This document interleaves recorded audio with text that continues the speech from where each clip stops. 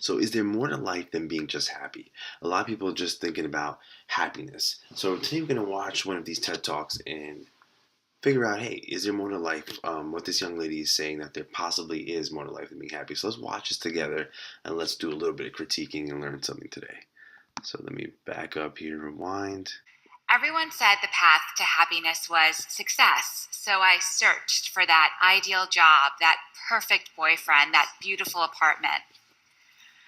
But instead of ever feeling fulfilled, I felt anxious and adrift. And I wasn't alone. My friends, they struggled with this too. Eventually, I decided to go to graduate school for positive psychology to learn what truly makes people happy. But what I discovered there changed my life. The data showed that chasing happiness can make people unhappy. And what really struck me was this.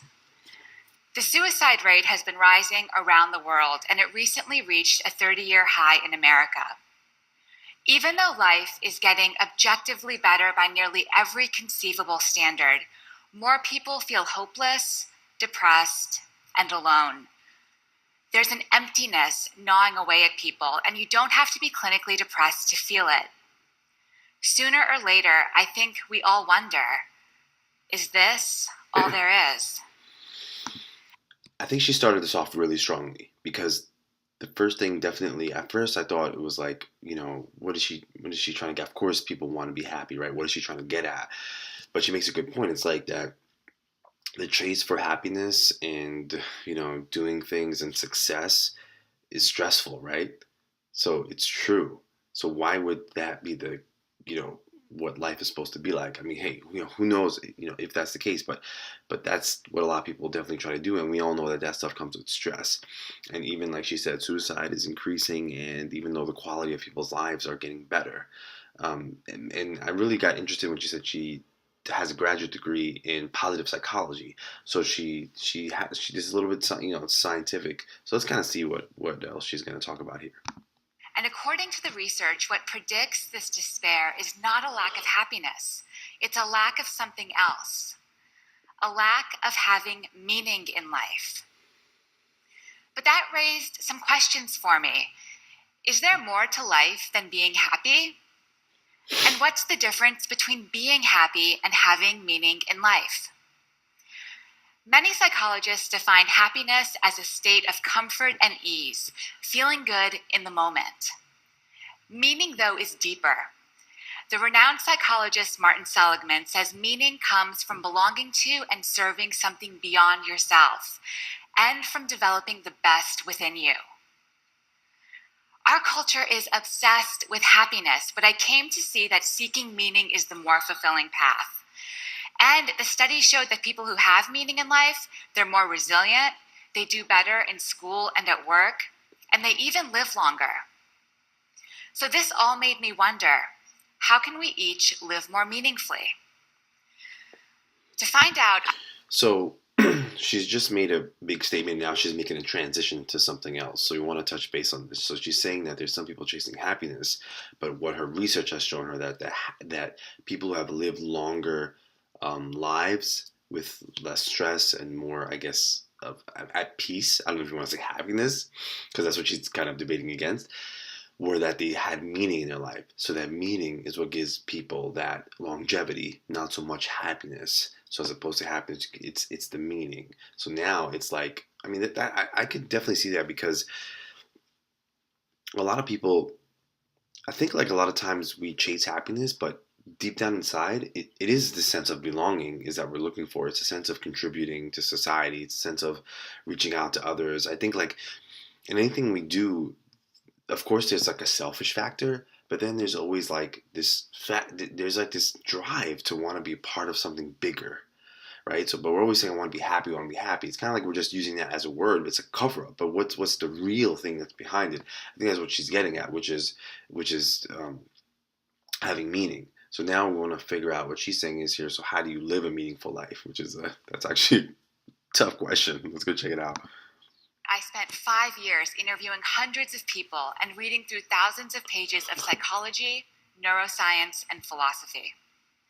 Bringing it all together, I found that there are what I call 4 pillars of a meaningful life. And we can each create lives of meaning by building some or all of these pillars in our lives. The first pillar is belonging. Belonging comes from being in relationships where you're valued for who you are intrinsically and where you value others as well. But some groups and relationships deliver a cheap form of belonging. You're valued for what you believe, for who you hate, not for who you are. True belonging springs from love. It lives in moments among individuals, and it's a choice. You can choose to cultivate belonging with others. Here's an example. Each morning, my friend Jonathan buys a newspaper from the same street vendor in New York. They don't just conduct a transaction, though. They take a moment to slow down, talk, and treat each other like humans. But one time, Jonathan didn't have the right change, and the vendor said, "Don't worry about it." But Jonathan insisted on paying. So he went to the store and bought something he didn't need to make change. But when he gave the money to the vendor drew back. He was hurt. He was trying to do something kind, but Jonathan had rejected him. I think we all reject people in small ways like this without realizing it. I do. I'll walk by someone I know and barely acknowledge them. I'll check my phone when someone's talking to me. These acts devalue others. They make them feel invisible and unworthy. But when you lead with love, you create a bond that lifts each of you up. So I have a concern with what she's getting at here, because in one sense she's saying that belonging is the first pillar of the meaning, living a meaningful life, like that we strive to feel this belonging with others. But then she goes on to say that, like, well, but there's like a different kind of belonging. One is like belonging for people accept you for who you are, and another belonging where people accept you for like something negative or something like that, or just not exactly for who you are, but on face value. So there's, for me, that's like a little tricky because I mean, people accept people for a lot of different reasons, you know, right? So what do we? I mean, what does it mean for someone to accept you for who you are? Because there's a lot of cases like at your job or at your career, or even sometimes in your relationship. Maybe this isn't how it should be, but this is how a lot of humans, interact with each other, which is um, they accept you because of something that they're getting back, that there's some exchange of value between two human beings. Now, it'd be great, of course, there's a situation, right, in the case of your children or your siblings, not always your siblings, where there's like this like unconditional love and they accept you for who you are and a lot of stuff like that. But that seems like a very like family type of love. I don't know if it's something like a belonging that society embraces. So I don't know. That's like a little shaky to me. I think people need something a little more like, how do you make meaning out of life? A little more something that's dependable, not to count on someone to accept them for who they are, because someone might not accept someone, and that shouldn't affect you. Right, so that's my concern with this that she's getting at. But I think now she's trying to get into the thing of like, well, leading into like, how do people accept each other, and they should, like, even here herself said, oh, even I do this. Well, even if you do it, then what makes you think that that's something that is people do, that they just accept people for who they are? Is people don't always do that. So I think there's just like a little, like, I love the concept. There's like a little bit of a flaw, right? Because now people are saying, okay, that's great, but what happens when you're not accepted? So, but interesting that people want to feel belonging. But how do they get that belonging so it leads into a deeper hole? Let's continue. For many people, belonging is the most essential source of meaning, those bonds to family and friends. For others, the key to meaning is the second pillar, purpose. Now, finding your purpose is not the same thing as finding that job that makes you happy. Purpose is less about what you want than about what you give. A hospital custodian told me her purpose is healing sick people. Many parents tell me, my purpose is raising my children. The key to purpose is using your strengths to serve others. Of course, for many of us, that happens through work. That's how we contribute and feel needed. But that also means that issues like disengagement at work, unemployment, low labor force participation, these aren't just economic problems, they're existential ones too. Without something worthwhile to do, people flounder. Of course, you don't have to find purpose at work, but purpose gives you something to live for, some why that drives you forward. The third pillar of meaning is also about stepping beyond your. He talks about this. So this pillar of purpose. I thought that was interesting because she's saying that purpose is not just something like a lot of times people say find my purpose, but she's saying that it's something you give using your strengths, to give to others. So that's an interesting way to look at your purpose, that you find your purpose in that way. That's interesting. Let's continue. Self, but in a completely different way. Transcendence. Transcendent states are those rare moments when you're lifted above the hustle and bustle of daily life. Your sense of self fades away and you feel connected to a higher reality. For one person I talked to, transcendence came from seeing art. For another person, it was at church. For me, I'm a writer, and it happens through writing. Sometimes I get so in the zone that I lose all sense of time and place. And these transcendent experiences can change you. One study had students look up at 200 feet tall eucalyptus trees for 1 minute. But afterwards, they felt less self-centered, and they even behaved more generously when given the chance to help someone. Belonging, purpose, transcendence. Now, the fourth pillar of meaning. So she's going to get to the fourth pillar. Now, my concern, again, with this is that, so she had belonging. I love that one. Purpose, transcendence. The issue that I'm having with is that I think that people want happiness, and they say that because those are the things that they want. Those moments that are expressed through belonging and finding purpose, or giving purpose and finding those transcending moments, that is what people mean by the happiness. Those are the moments people crave. So in order to, when people, I feel like it's not, I don't think that it sounds kind of like a trick of words to separate happiness from those things, because that is how people, those are the meanings that people have of happiness. It's just like more of a psychological way of putting it, but that's what people mean when they say happiness. So that part is tricky, but let's continue, because now she's going to get to the fourth pillar. I found tends to surprise people. The fourth pillar is storytelling, the story you tell yourself about yourself. Creating a narrative from the events of your life brings clarity. It helps you understand how you became you. But we don't always realize that we're the authors of our stories and can change the way we're telling them. Your life isn't just a list of events. You can edit, interpret, and retell your story, even as you're constrained by the facts. I met a young man named Emeka who'd been paralyzed playing football. After his injury, Emeka told himself, "My life was great playing football, but now, look at me." People who tell stories like this, "My life was good, now it's bad," they tend to be more anxious and depressed. And that was Emeka for a while. But with time, he started to weave a different story.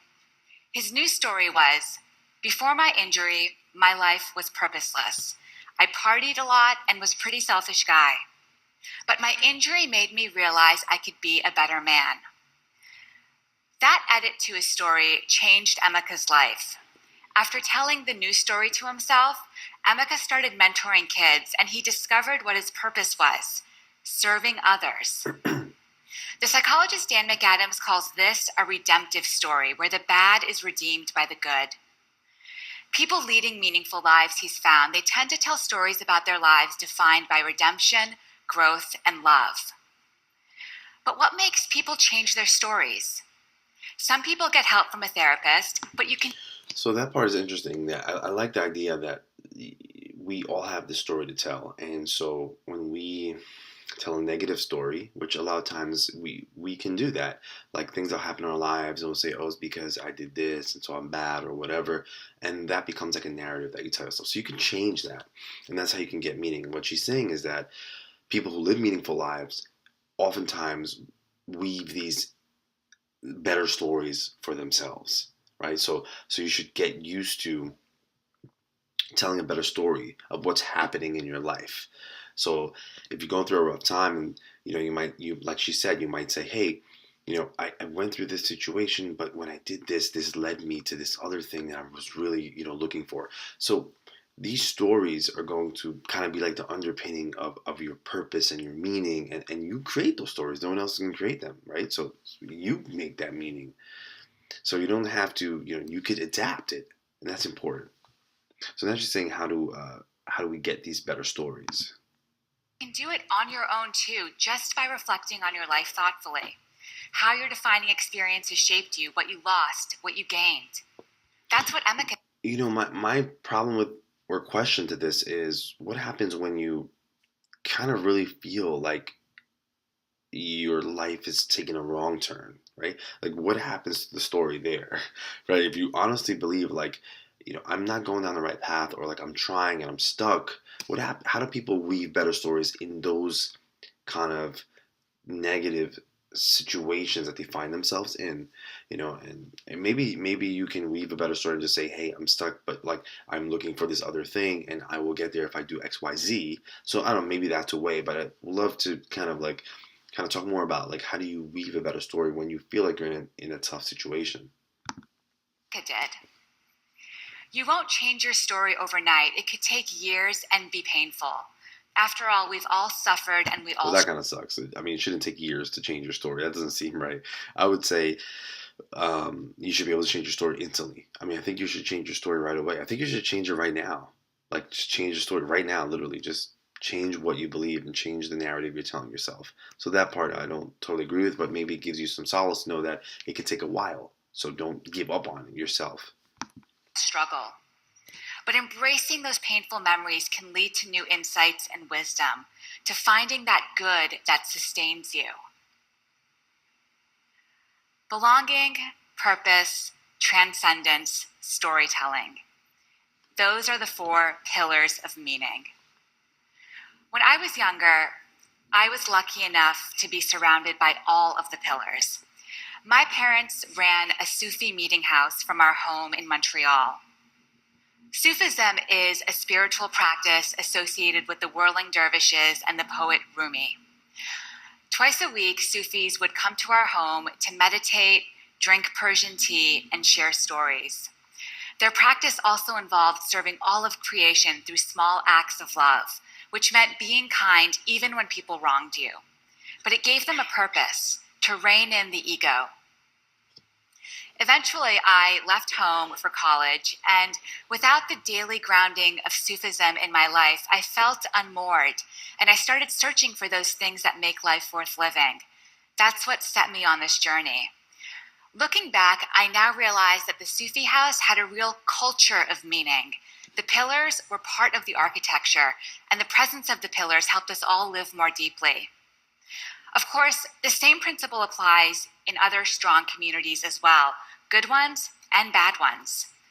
Gangs, cults, these are cultures of meaning that use the pillars and give people something to live and die for. Mm. But that's exactly why we as a society must offer better alternatives. We need to build these pillars within our families and our institutions to help people become their best selves. I think that was a great point. That was a great point because it just for I guess for teachers, for parents, for people who deal with others, that these 4 pillars are what people are kind of craving inside, and that any entity that gives them those 4 pillars, they will flock to. So we have to be mindful about creating these 4 pillars, giving people the opportunity to embrace this. If like I said, if you're a parent or you're a teacher or whatever, to embrace others with, because there are people looking for belonging, transcendence, purpose, and be able to give themselves a story that, some identity. Probably that's kind of what the story is. So that's probably why people join gangs or join this or that, whatever, to be connected to something. So that's definitely key to know. But living a meaningful life takes work. It's an ongoing process. As each day goes by, we're constantly creating our lives, adding to our story. And sometimes we can get off track. Whenever that happens to me, I remember a powerful experience I had with my father. Several months after I graduated from college, my dad had a massive heart attack that should have killed him.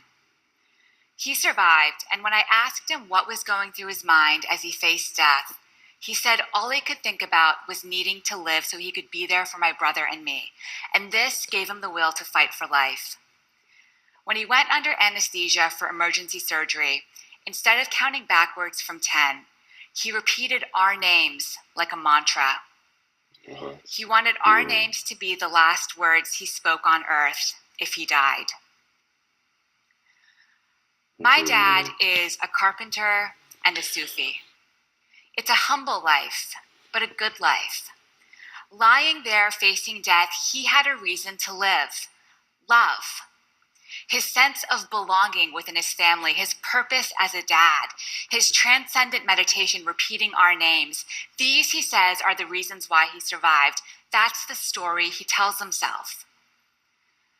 That's the power of meaning.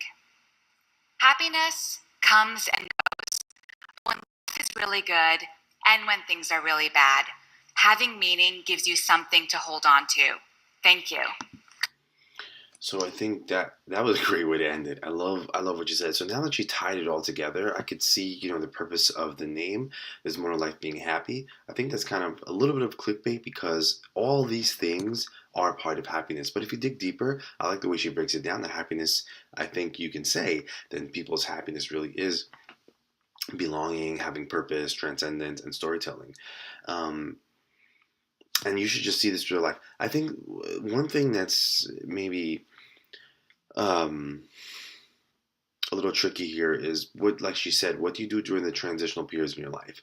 Like it's like Steve Jobs said, you can only see, everything in hindsight. Like you can see the success in hindsight, but when you're in it, how do you identify the purpose and the story and right? Because you're kind of there in it, and you don't know like because you can kind of look back like, oh, that was I belong, that was the purpose, that was whatever.